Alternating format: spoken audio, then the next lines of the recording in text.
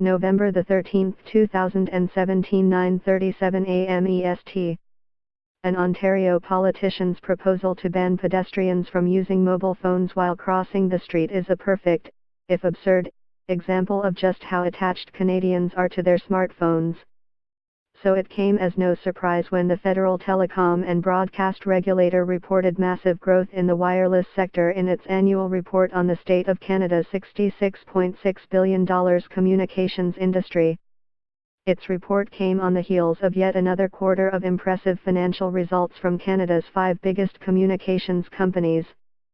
The Canadian Radio, Television and Telecommunications Commission found that Canadians are increasingly adopting mobile phones and internet service in lieu of landlines and television packages, although these remain staples in households across the country.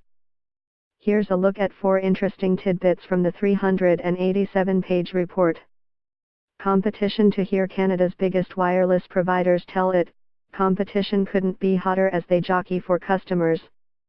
They've argued vehemently against opening up their wireless networks to resellers, called mobile virtual network operators, stating this would deter investment in the networks on which Canadians rely.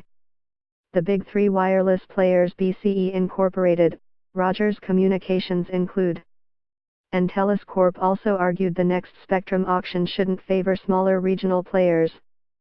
Yet subscribers love to complain about what they see as almost uniform prices and services no matter what provider they choose.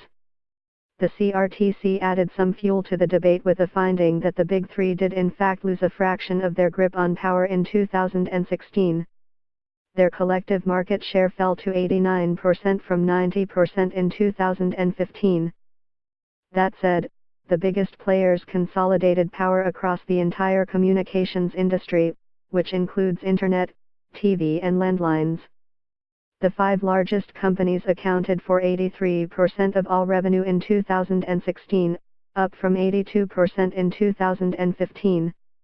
This group is made of the big 3 plus Shaw Communications include, and Quebecer Incorporated. Bundled services. Anyone who has negotiated for new TV or internet service knows the drill. It'll be cheaper for those who keep their landlines, no matter how many times you tell the customer service representative you don't use it. Companies started selling discounted bundled services years ago to stop customers from hanging up their home phones or other services they use less.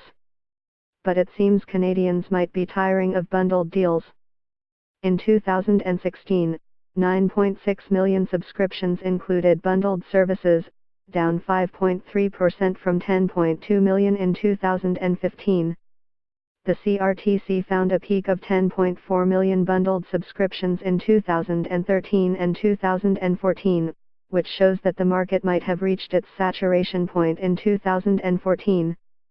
Payphones. Finding a payphone is getting even harder.